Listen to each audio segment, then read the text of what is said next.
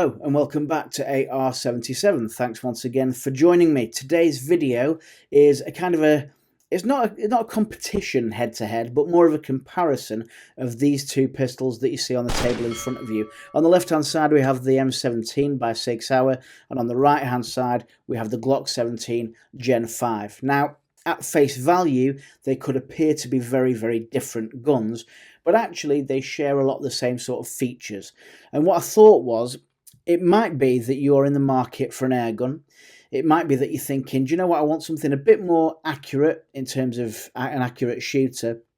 So I'm going to go for a pellet gun. But with a pellet gun, I want something that's got a decent amount of capacity in the magazine. And I want something that's a closer replica than a lot of pellet guns, so I want a bit of blowback. Both of these guns feature all of that. They're both very close replicas of real steel firearms, both with decent capacity magazines, and both have a bit of blowback. And in terms of, apart from the colour and the kind of outward appearance, in terms of the features of these guns, there's quite a few similarities actually. So I thought I'd do a bit of a side-by-side and then hopefully inform you if you were thinking about buying this style of pistol.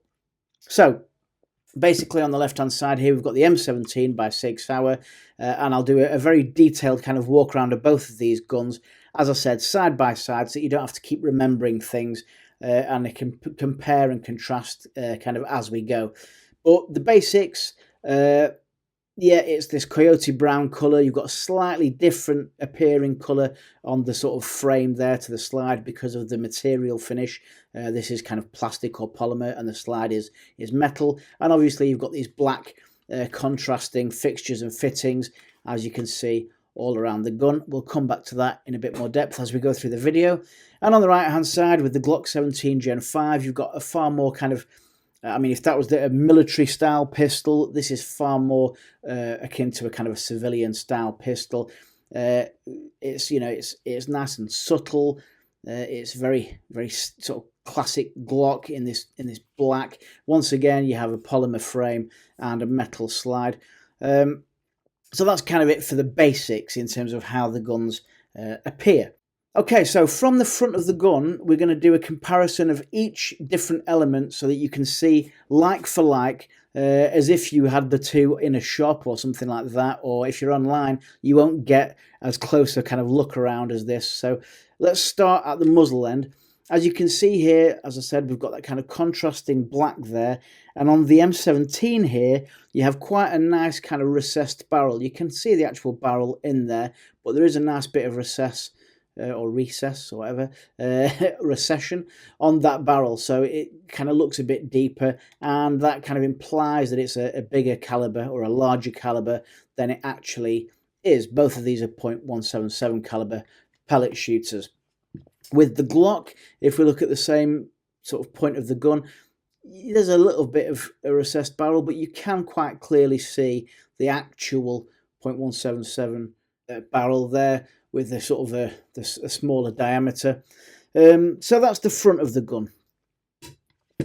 Both of these guns have, if we move on to the slide, they both have kind of serrations, front and rear. As you can see on the M17, we've got kind of these sloping serrations. They're kind of angled, if you will, and they're obviously on both sides. You do have them front and rear because this is a replica of a Gen 5. On the Glock, we have those front serrations there, and of course the rear serrations at the back. So they both carry serrations in the same places.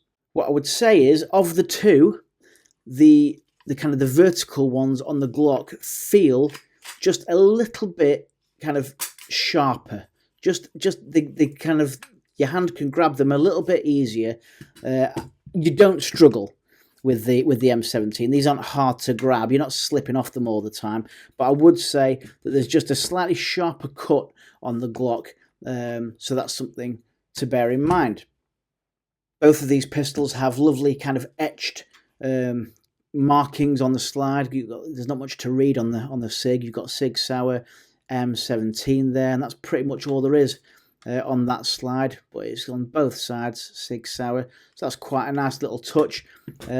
Likewise on the Glock, you've got some lovely Glock markings on the slide there, 17 Gen 5 Austria, 9x19.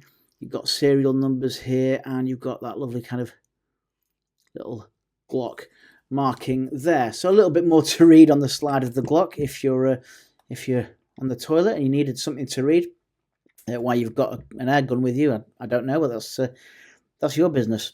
What I do think is quite nice with both of these guns is, as you can see with those markings, right hand side and left hand side, they are accurate to the real steel, and yet there's none of that kind of intrusive white writing, which is kind of the bane of all of our lives. Both of these guns have cut out. Let me just drop the magazine out of both of these guns here. Both these guns have cut out ejection ports, so you can see through the pistol like that. Nice little touch, that, just to have that cut out there. And the same here on the Sig. You've got a bit of workings and gubbins or whatever going on in there, just because of the way the gun works. But again, it's a cut out ejection port, which is a bonus really, because a lot of these kind of replica pellet guns, because of the way they work, don't feature that kind of cutout, and I quite like that cutout ejection port. So if you're anything like me, you'll appreciate that. On the slide, what other details can I tell you about? Yeah, on the M17, we've got the kind of what I'd call the absence of an extractor here. We've got this kind of little kind of shaped bit here, but nothing really to write home about. And actually, there should be kind of you should be able to see the back of the extractor there, but that's not the case on that replica. I'll perhaps put up a little picture for you. Just to, if I hold that there, I'll show you what it should look like at the back. And then if I do that, I'll show you what it perhaps should look like at the side. But I'm really splitting hairs there. It's nothing major, as I said, to write home about. On the Glock, though, we do have, I mean, it's still, there's nothing really going on, but it looks like there's a bit more. I suppose because it's black as well, it's not as conspicuous by its absence, let's say. So yeah, it's little details. They're both really quite detailed replicas, actually. I'm really pleased with both of these guns. While we're on the slides, let's look at the sights. So we've got white dots front and rear here on the Sig Sauer M17. Really clear, really well defined, nicely painted. Some of these guns, the kind of the white dots just aren't as crisply painted as they could be. So it's quite a nice little sight picture there, or good sight alignment, if you will.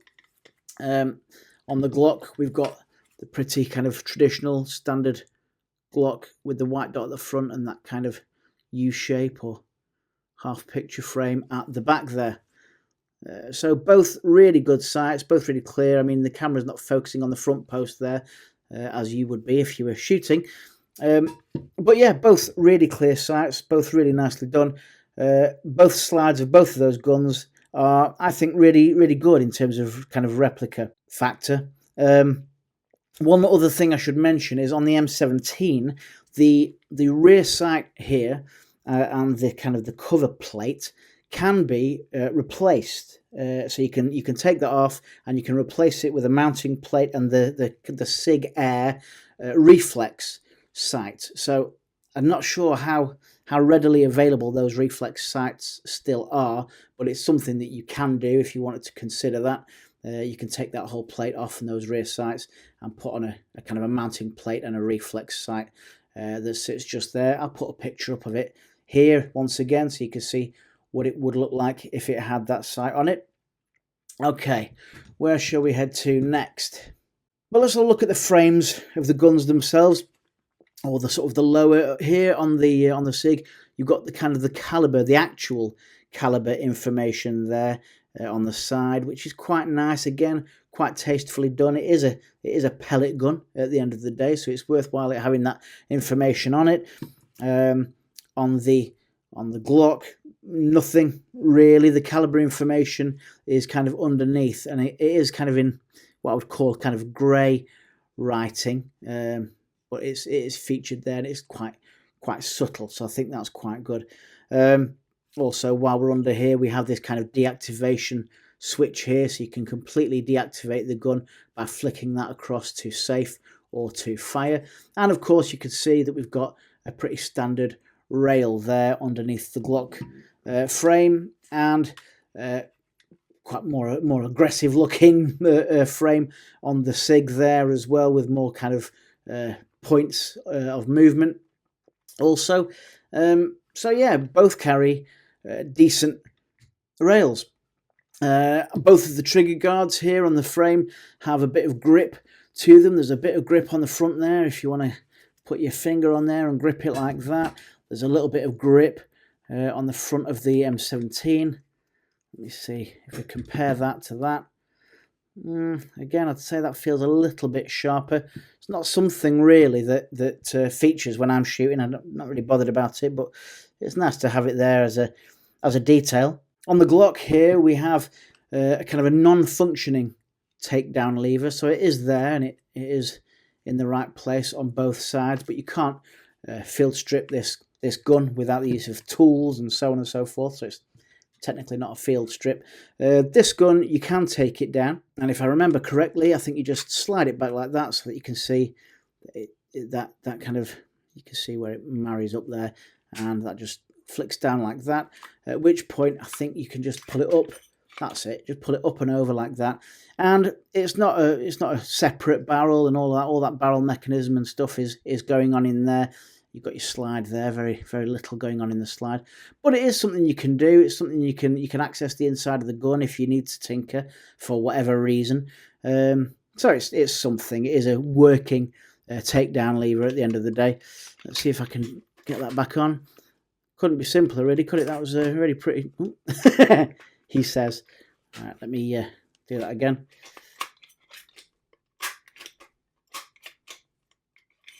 How did I do it so nicely the first time, and then it comes off like that? Right, let me do it again. There we go. I always do that. I think I did it on another video with this gun. I always try to bring it back too far, and you don't really need to. So there you go. If I can do it, you can do it. Okay, so a working takedown there, and a non-working but still apparent takedown lever there on the Glock 17 Gen 5.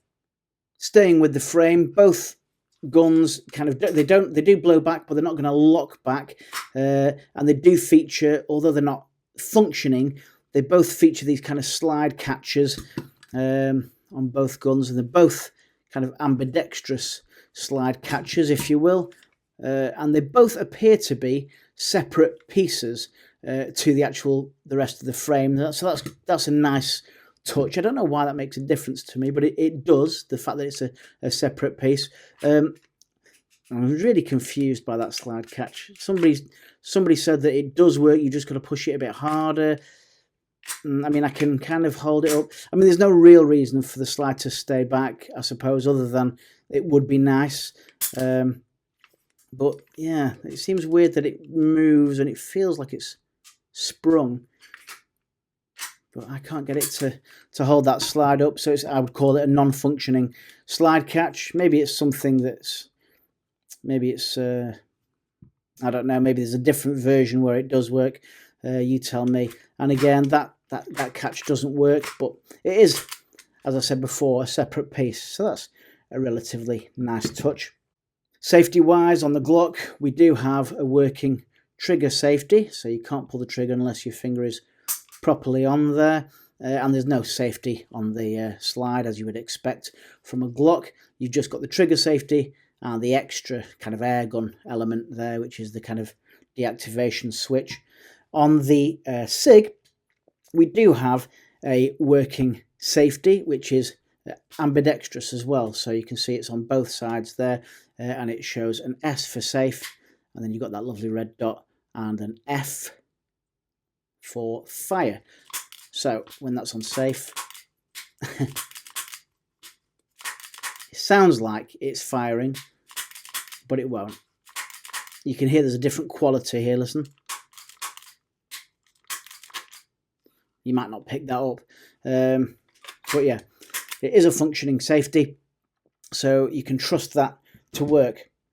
Both these guns have kind of thumb recesses, if you will, a bit more kind of subtle there on the Sig, than it is on the Glock, and I think I'd have to say out of the two, I prefer the Glock. I prefer that, the way that feels. Your thumb really sits in there, and it kind of really rests on it quite nicely. I guess if you're right or left-handed, there exists on both sides of the gun. The Glock is a really comfortable gun to kind of hold and point. The Sig, I've always preferred Sig to Glocks, and yet I don't know. I don't know about this particular one. I like the way it looks, but in terms of how comfortable it is to hold, I'd have to say the Glock is a bit more ergonomic. Yeah, I'm swaying. I'm being swayed towards Glocks more and more. I've always thought they were great, but I've always been a big 1911 fan and a big Sig fan. But I'm really coming around to Glocks as things move on. Mag release on the frame. Yeah, you've got your mag release there on the Glock, just on the left-hand side. It's in the place that you would expect. It's easy to operate and it works quite well.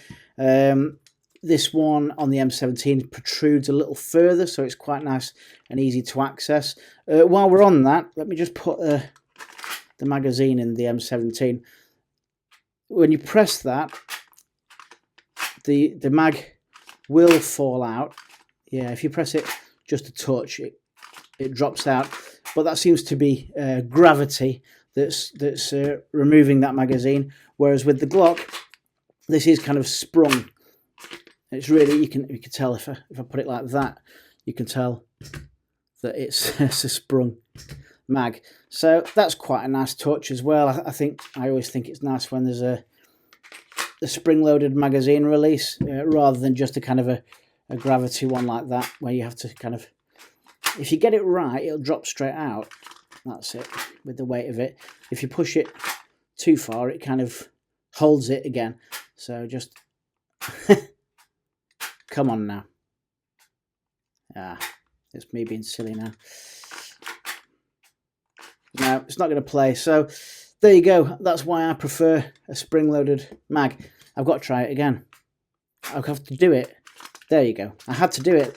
I was becoming obsessed. Had to make it drop out again. Otherwise, I wouldn't have been able to sleep tonight. So, you know, thanks for your patience. When you eject the mag on the M17, you are releasing a little bit of CO2 as well. So that's something that you might want to bear in mind. I'll come back to that in a second when we come onto the magazine. What else was I going to tell you about the frames? The only other thing was on the Sig, we have this kind of warning marking here, not a toy, blah, blah, blah, blah, blah, made in Japan. Bit of warning information, but again, tastefully done. It's in the frame like that. It's not that intrusive white writing, so I can happily forgive that. Yeah, nothing like that really on the Glock. Yeah, so again, a more subtle looking gun, the Glock 17 Gen 5. So in terms of the grips on the Sig, we have this kind of sandy texture. It's kind of side, rear, and front of the grip, all that kind of same, almost like grip tape, sort of sandy texture to the grip. So that's not going anywhere. On the Glock, we have this kind of dot stippling again, front, rear, and side. Again, I think that's cut slightly sharper, so I feel the grip is slightly better on the Glock there. I prefer that. It's a little bit more what's the word? I guess sticky. Not sticky. It's more aggressive. Let's say it's more grippy in your hand than the Sig, and yet there's nothing wrong with that at all. That's not going anywhere. Even if it was wet or you had greasy hands or whatever. Again, what you get up to in your own time is your own business. But that's perfectly adequate. That kind of sandy texture, and we do have further Sig branding there on the grip on the right and the left hand side, as we have on the Glock. We have that lovely little bit of Glock branding, that Glock emblem there. Oh, there's the camera. And what have we got here? Officially licensed product of Glock. Nice to have that on your air pistol replicas as well. In terms of the trigger, we've got a really nicely shaped blade here on the M17. It's a bit creepy because of the way these guns work. We're rotating a kind of the belt-fed system in the magazine. So you can see it's a kind of a double action trigger. You can't use it single action, even though you can rack the slide. It's still, you can still feel that you're operating a mechanism, but it does so quite well, and it's smooth enough. You know, it's light enough, let's say, not smooth. And again, I would say with the Glock, you know, this trigger as well now for me is maybe a little bit harder to operate than the Sig, but now that I've lubed it up, as you'll see from a previous video, with a bit of silicone oil, it's really quite good. It's a pleasure to shoot. I can't say, you know, when I first got the gun, it was like trying to squeeze a bag of gravel, let's say. Now, while I can't say it's as smooth as butter, it's definitely around the kind of chutney mark. So what else was I going to tell you? Oh yeah, I think just the angle on the Sig, if I hold it there, and once again I show you a picture of a real steel Sig, I think the angle is slightly different there on that trigger, but who cares? Who cares about such a small detail?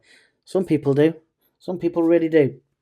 So yeah, I would say the Glock is less forgiving a trigger than the Sig. This feels like a lighter trigger, and yet once that's lubricated with a bit of silicone oil, it is really, I have to say it, and I've heard, you know, there's a lot of bad press about these Glock 17 Gen 5 pellet pistols.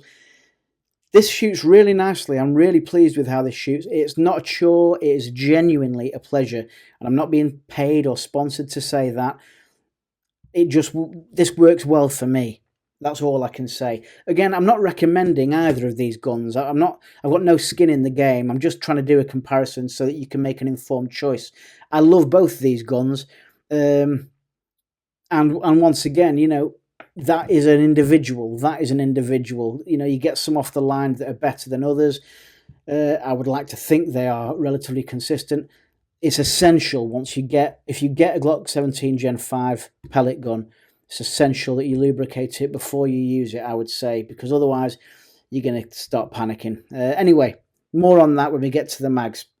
In fact, why wait? Let's talk about the magazines now. So these are both, as I said at the start of the video, .177 caliber pellet shooting replica air guns, and they both utilize a kind of a belt-fed system. Let's just show you the difference. So on the Sig, you've got kind of a two-piece magazine here, and this is where your pellets go. You just open that kind of gate at the back, and you feed your pellets in there. And this is what I would call a kind of a hard plastic belt that just rotates or feeds like that. So you put 20 rounds in there. Now, let me just show you this. When the mag is in, it simulates an extended mag. Now, if you had a real steel M17 with that extended mag, there would be 21 rounds of 9mm ammunition in there. 21 rounds.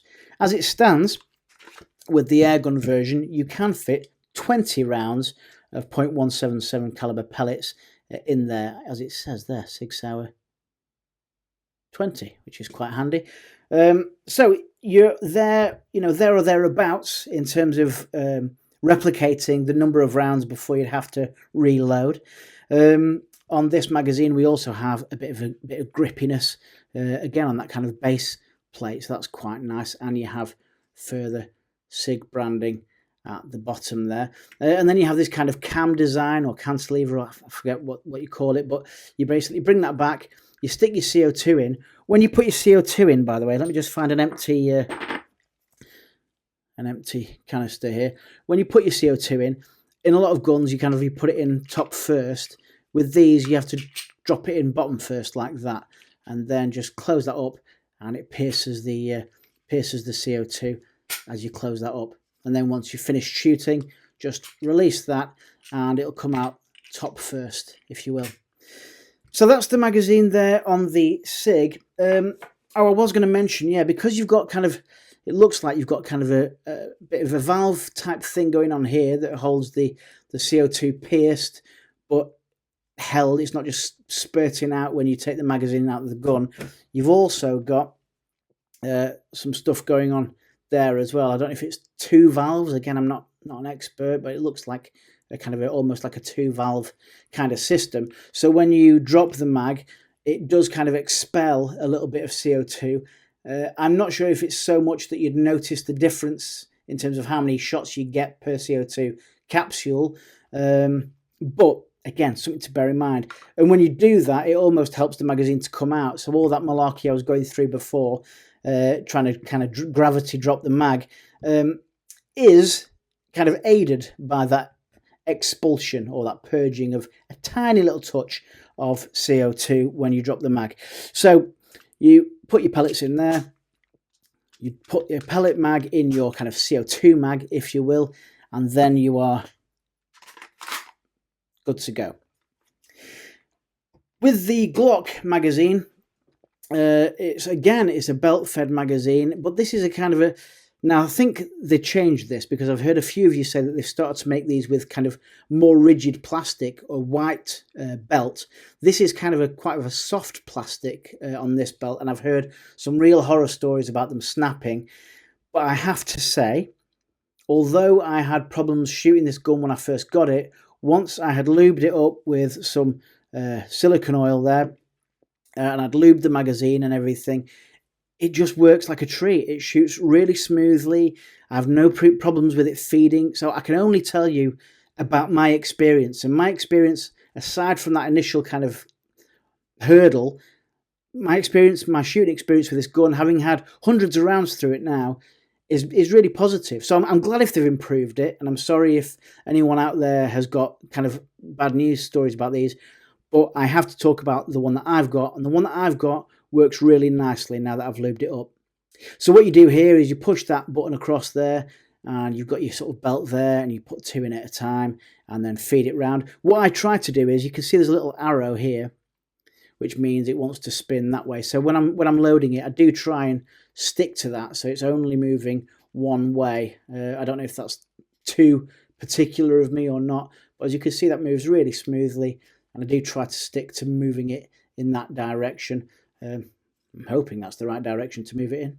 And then you put the gate back across there once you've loaded it up. CO2 piercing, again, you've got lovely Glock markings on the bottom there and this nice base plate.